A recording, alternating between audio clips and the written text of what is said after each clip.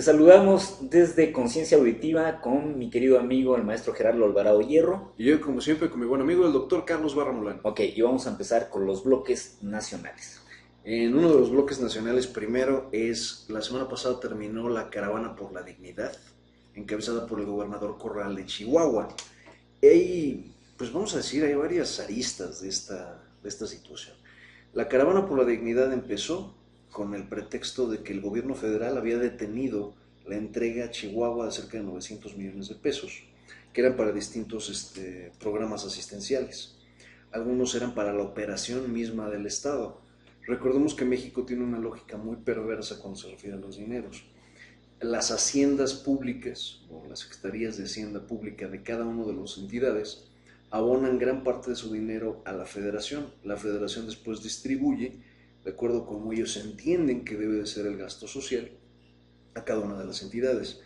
Y lo que debió haber sido reportado desde finales de diciembre fue detenido hasta estos primeros días de febrero, sobre pretexto de que probablemente iban a ser ocupados en campaña y que Corral se puso un poco al brinco. Claro, y la lógica es que las gobernaturas que no son oficialistas, que no le pertenecen al partido oficial en el poder, eventualmente suelen ser presionadas de alguna manera, inclusive los municipios suelen ser presionados de alguna manera, y esta es una lógica que no está transcrita de manera transparente, pero existe como tal. Recordemos que Javier Corral empieza con esta idea de procesar al antiguo gobernador César Duarte de Chihuahua. César Duarte está viviendo en Estados Unidos y él está tramitando su ciudadanía. Claro. Y lo que quiere el gobierno de Chihuahua es extraditarlo a México antes de que esto, por supuesto, suceda y él obtenga su ciudadanía, en cuyo caso sería inextraditable.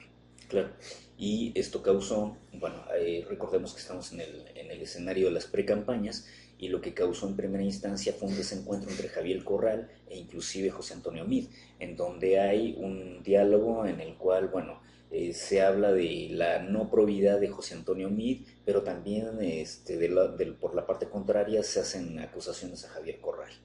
Y en todo este show, entonces Javier Corral organiza su marcha, saliendo desde Chihuahua para llegar a la Ciudad de México. Por supuesto, llegó la marcha a Ciudad de México después de cerca de 14 días, y cuando por fin llega a la Ciudad de México, el gobierno federal decide devolver los 900 millones y se terminó la marcha por la dignidad y esa nota como que simplemente se cayó. Bueno, Se estaban destapando los contubernios de José Antonio Meade con César Duarte, con personalidades de la farándula política en Chihuahua, también con el ex director, bueno, ¿qué le llamarías? Expresidente, ex líder del PRI, con Mario Fabio, sí. que había tomado dinero de la hacienda de Chihuahua para poder hacer unas operaciones de campaña para las elecciones intermedias de 2014. Claro, que eso también ha causado cierta lentitud, me parece que eso es lo que prima, dentro del proceso del exgobernador de Veracruz, que también se triangularon dinero, se sabe que se triangularon dinero, ¿no? Y en esa medida también como que la justicia de repente no actúa de la mejor manera. Es un mar de contubernios sobre contubernios Sí, sobre contubernios. Y pues nada inusual en México, finalmente esto es lo que sabemos que existe, pero cada que sale a la luz, de repente las cosas se empiezan a mover con mucha rapidez, ¿no? El fango se empieza a volver lodo más resbaloso. claro. El Bronco aparece en Televisa y el Bronco tiene una entrevista con Loret de Mola en la que pues es muy claro que la consigna es desacreditarlo y ponerlo en evidencia como un hombre misógino, como alguien que no es competente, como alguien muy básico.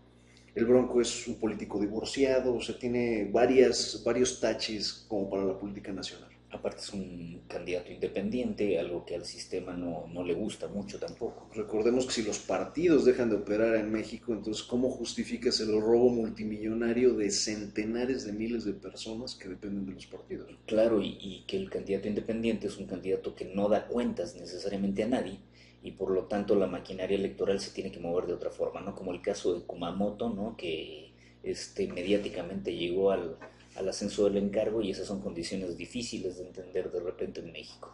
Es interesante entonces la entrevista que le hace Loret de Mola al Bronco, porque se ve un Bronco más bien ecuánime, se ve un tipo sincero, parco a lo que va, pero no con pelos en la lengua, aceptando sus culpas. No se ve como un misógino, se ve como un típico macho mexicano. Es un personaje interesante. Sin embargo, el Bronco, en términos de qué tanto ha crecido, el periódico Reforma reporta que para noviembre del año pasado el Bronco estaba en las preferencias electorales en el 2% y sigue estancado en el 2%. De esos candidatos que también están bastante retrasados, bastante lejanos, está Margarita Zavala, que empezó noviembre con el 7% y ahora Margarita Zavala reporta un A 4%. ver, perdón, acaban de escuchar un teléfono, es que el Bronco nos llama para decir que es probable que reapunte al 3%. Es altamente probable. Margarita Zavala entonces estaba en 7, está en 4 ahora. Y después hay otros números que llaman la atención en estas perspectivas de las precampañas, que en sí mismo este periodo de precampañas es, yo diría, una burla con respecto a lo que era este proceso en otras ocasiones. Recordemos la elección de 2000, que fue cuando se inventó esto de las precampañas. Sí había 4 o 5 candidatos del PRI antes de la Bastida, y ya finalmente se optó por la Bastida. Sí, el ámbito de la precampaña es un proselitismo interno de los partidos, es decir, Exacto. para convencer a sus bases militantes por cuál será el candidato que los habrá de abanderar. Pero en esto lo que vimos, la simulación era que realmente los candidatos de las tres fuerzas mayoritarias que están coaligadas, finalmente son los candidatos que van a estar presentes dentro de la contienda electoral, y la simulación tendió hacia hablar sobre el público en general, Exactamente. ¿no? El problema fue que la gente lo que no entendió, o la gente lo que no apreció en primera instancia, es que el candidato debía convencer a la base militante. Entonces de repente los medios empezaron a decir que no habían propuestas, y pues no pueden haber propuestas, a mi juicio, porque la campaña electoral no ha entrado. Entonces el mismo candidato, ya fuera cualquiera de los tres mayoritarios, aparte de los que tenemos independientes, oscilaba en tratar de tener un discurso aparentemente hacia el PRI o hacia la fuerza interna, o hacia el PAN, o hacia el PRD, o hacia el que fuera, y finalmente lo que hacía era hablarle al público en general. Entonces la gente está como perro, ¿no? Oscila para cualquier, como péndulo ahí, y no sabe qué pasa, ¿no? Y creo que las precandidaturas, lejos de ayudar a candidatos, particularmente gente como Mid, a Mid lo perjudica. Le hizo daño. Le hizo mucho daño a la Le hizo precampaña. daño. Si ves el discurso de Mid consistentemente, cada que ha tocado el tema del Estado de México, causa un repudio absoluto, porque el discurso de Mid tiene que ver con que el Estado de México se ganó por la constancia del priismo y por su trabajo en las bases, y más allá dices, no, fue un fraude, más rápido. No, y que cuando fue la elección del Estado de México, donde ahora el gobernador es Alfredo del Mazo, fue muy pareja la elección. Entonces tampoco el priismo podría decir que ganó holgadamente, ¿no? Amén de esta situación de que pudo haber habido un fraude, ¿no? Me parece que las cosas están ahí en un empate técnico muy brutal, ciudadano, ¿no? A candidatos como el PG, al PG tampoco le benefició la precampaña, No, porque los ataques finalmente fueron contra el PG. no, en los momios aparece como el mejor rankeado, pero dentro de las condiciones de descalificación aparece con números negativos. Exacto. Es decir, aparece inclusive a la inversa de otros candidatos. Exacto. Entonces también habría que ver si a Andrés esto le sirvió como para solidificarse, o realmente esto presagia también un decrecimiento en la campaña. Creo que ahora lo que perjudica más a Andrés Manuel es el hecho de tener casi 70 años. O sea, lo que le pega Sí. ahora a Andrés Manuel es la edad. Sí. Es su última. Esto definitivamente fue la última vez Es que su pudo última, y si competir, no ¿no? se va a la chingada, que la chingada es su rancho.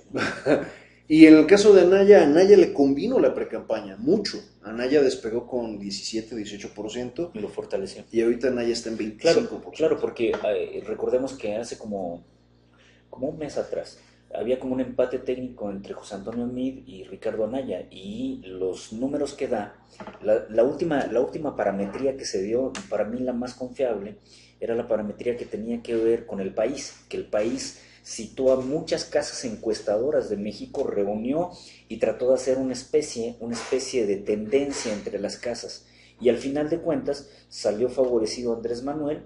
En segunda instancia venía Ricardo Anaya. Lo importante de esto es que Ricardo Anaya tiene una de las coaliciones más fuertes, entendidamente más fuerte. Entonces, sí nos podemos desayunar con la noticia que el presidente de la República sea Ricardo Anaya. Y después de todo lo que hemos hablado del peje, el peje, tenemos que ver qué tanto se va a desgastar el proceso. Aparte faltan 5 meses todavía Y de faltan campaña. los debates, Claro. donde Andrés Manuel nunca ha tenido un... No, nunca le ha ido enteramente bien. Nunca le ha No, ido bien. Digo, finalmente, si se trata de quién podría ser más competente en términos de su propio discurso, probablemente el discurso más, vamos a llamarle, todavía creíble, podría ser el de Anaya.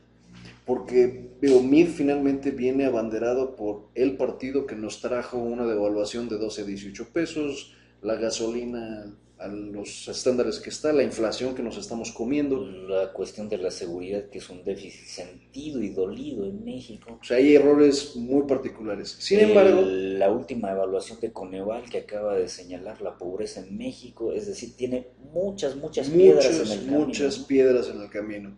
Y finalmente no es un hombre carismático, No, ni es querido por su propio partido. no. Y la tendencia, curiosamente, siempre es que Bueno, entre, en primera no es su partido, si tampoco era el partido de él. dado el contubernio ideológico político que existe entre el PAN y el PRI, es más probable que un priista desencantado con su propio Claro, candidato vaya hacia PAN, vaya hacia el que PAN, vaya hacia que Morena. vaya hacia Claro, Morena. ese es el cálculo que se está haciendo, precisamente. Y Sí, eso sí, es sí. lo que es altamente Sí, sí, sí. probable que ocurra. Sí, va por ahí.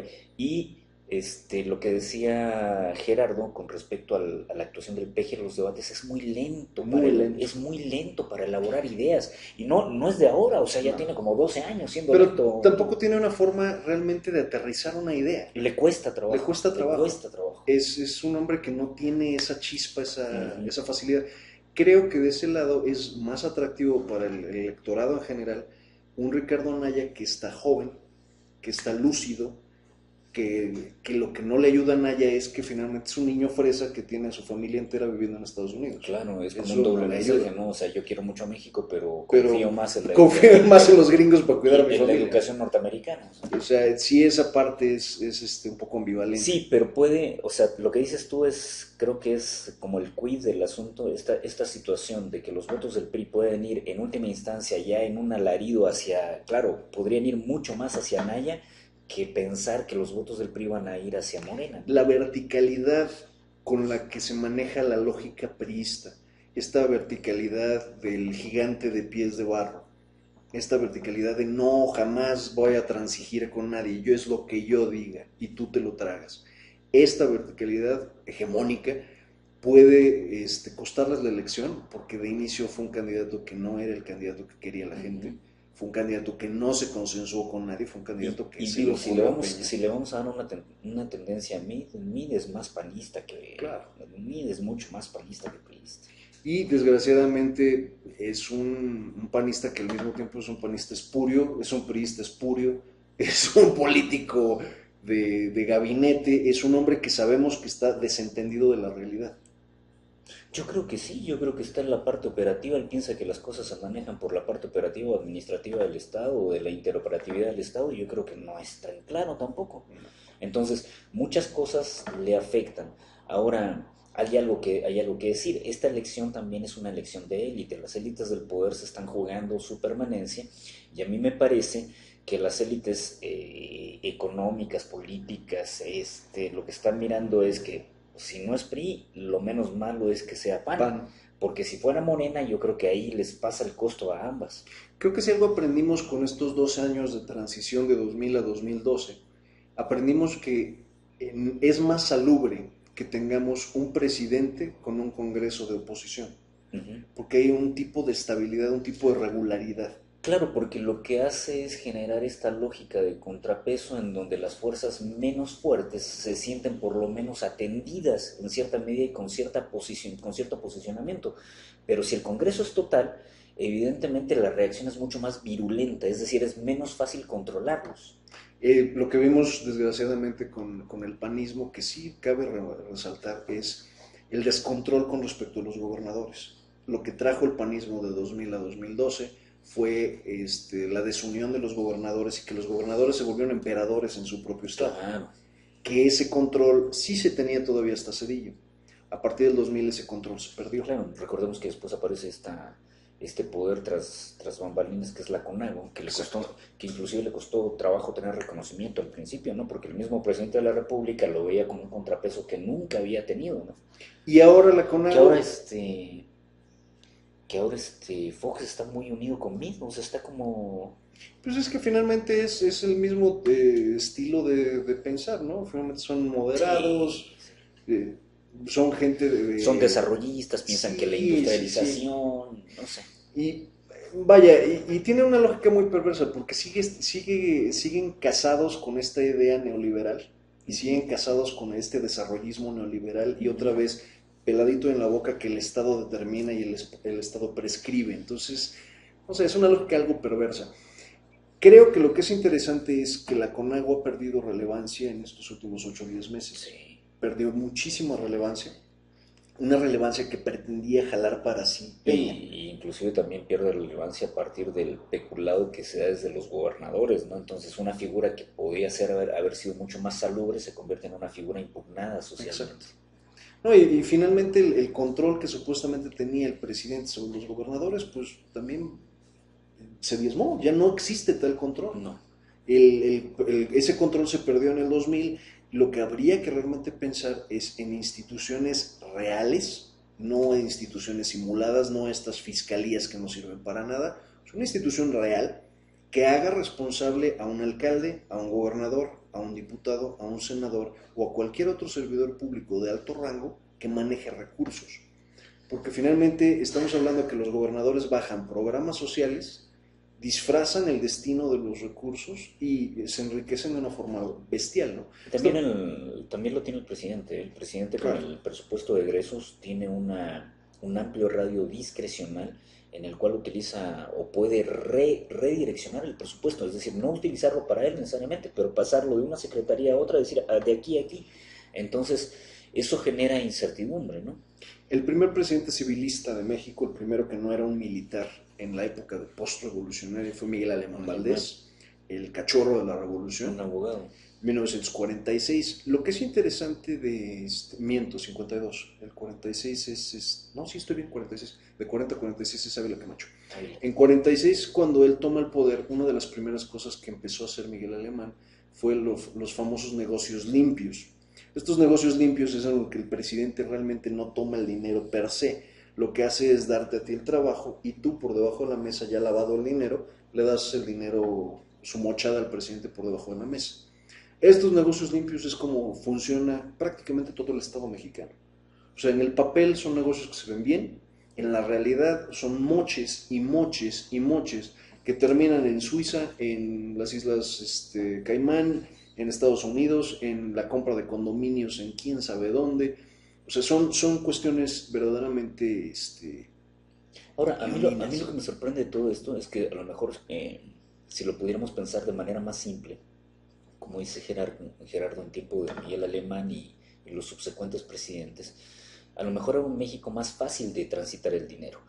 Pero en la actualidad, pese a todas las medidas electrónicas, hay todos los Control arqueos que sobre existen, control. de todas maneras, o sea, vemos, de repente nos sorprendemos de fortunas que nadie sabía. Claro. Entonces, así como el mundo electrónico arquea, también es un mundo que posibilita, ¿no? O sea, que hace posible. No, y finalmente, por ejemplo, en el caso de Trump, hablaremos de Trump más adelante, pero en el caso de Trump, lo que le calculan que fue la Por cierto, forma, perdón, chinga tu madre, Trump. una de las formas en las que Trump lavó dinero, específicamente en Panamá, donde se construyó una torre Trump, con dinero de Rusia. Cuando tú construyes, esta es una forma interesante de lavar dinero. Cuando tú construyes, una persona, vamos a llamarle sujeto A, pone el terreno, sujeto B pone el capital, pero el momento de construir el que lo lava es el constructor, que es la persona C. El constructor al construir puede declarar 10 pesos, que 100, que Claro, 1000, que 10,000. claro. Entonces el constructor declara que algo se hizo, se lava el dinero de esa forma y el producto final, que es un departamento de a lo mejor 1,000,000, se puede vender en 10. Lo compra el mismo sujeto que lo mandó a hacer y que dio el dinero para hacerlo, lo compra en papel en 5 Y millones. nuevamente. Y después va y lo vende. El tipo que compra el sujeto de alguien que no estuvo en toda la operación, que llega y compra ese departamento, al meter ese dinero lo acaba de lavar. Y en ese lavado de dinero, el tipo que originalmente invirtió se lleva dinero el del y hay una repartinga ahí para el desarrollador, el que otorgó los permisos, el alcalde del pueblo, para todos hay dinero. Entonces, estas tranzas son tremendas y en México en particular, la poca imaginación de nuestros secretarios de Comunicaciones y Transportes, y sí estoy hablando de este señor que es verdaderamente nefasto, es que finalmente se construyen nuevas carreteras. Cada que usted ve una carretera y sabe que la hizo ICA, Obedrech o cualquier otro consorcio internacional, ¿cómo se llama? OLH o HL. Sí. Cualquiera de estos consorcios internacionales, el consorcio llega e invierte a lo mejor 1,000 millones de pesos o el equivalente para construir un tramo de carretera.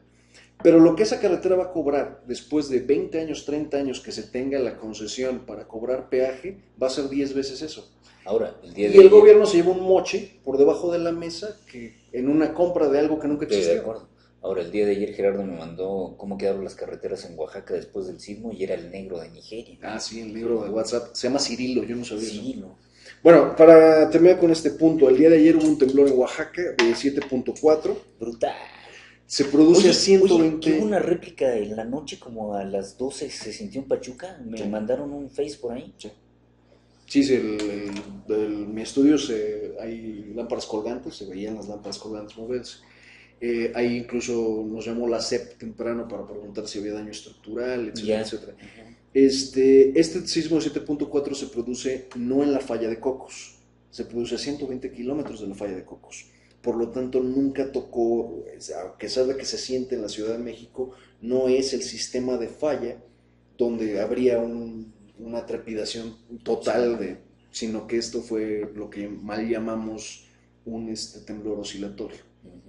Entonces, bueno, esa parte sí, aunque todos como lo vieron causó un pánico en el DF, claro, pero claro. Después de haber visto lo que pasó en del septiembre año pasado, donde los edificios colapsaron de manera brutal, es evidente que la gente salió corriendo. Por supuesto. Cayó un helicóptero ayer cuando estaban haciendo el recorrido el secretario de Gobernación y el gobernador Murat. Estaban en el helicóptero haciendo un recorrido de los daños que habían ocurrido en Oaxaca capital. Cuando están a punto de aterrizar a 30 metros, más o menos para aterrizar, el helicóptero sufre una falla y se desploma. La gente que venía a bordo del helicóptero, todos los sistemas se activaron y no tuvo ningún daño ni ninguna repercusión, pero mataron a 3 personas en la caída, de las que estaban abajo esperando. Imagínate 30 metros. Sí, es un trancazo. Imagínate que luego una casa de 2 pisos tiene como 6, 7 metros de alto. Multiplícalo por 4. Sí, es una bestialidad de tamaño. Otra de estas interesantes, bueno, vienen este periodo de veda electoral en este exacto momento, estamos en el intercampañas, acabando febrero, los primeros días de marzo. Muy estúpida porque los candidatos pueden y los partidos pueden hablar de sus características, pero no hacer proselitismo, es decir, hablar de sus principios, su fortaleza. Todo lo maravilloso. Pero no hablar del candidato en sí. Y no pedir el voto. Pero sigue siendo un proselitismo, ¿no? Y siguen gastando. Claro, hay dinero. De noviembre para acá se calcula que se han gastado entre 100 y 120 millones por candidato. Entonces se me ocurre pensar, son 500 millones de pesos que pudieron haber servido para otros N número de cosas. O para terminar la reconstrucción de los sismos del año pasado. El Oaxaca que está olvidado, Chiapas que quedó olvidado, o sea, y hay lugares en el DF donde también la gente se quedó sin nada. Sí, donde no les han entregado ni departamentos, ni nada, todo está en stand-by. Entonces, muy, muy terrible, esto es una de esas cosas espantosas. Brutal. Los dejamos con una canción ya viejona, yo diría noventera, de La Célula que Explota, de Enrique Bunbury, todavía con su banda en aquellas épocas, y volvemos para hablar sobre lo que sería el drama de Estados Unidos.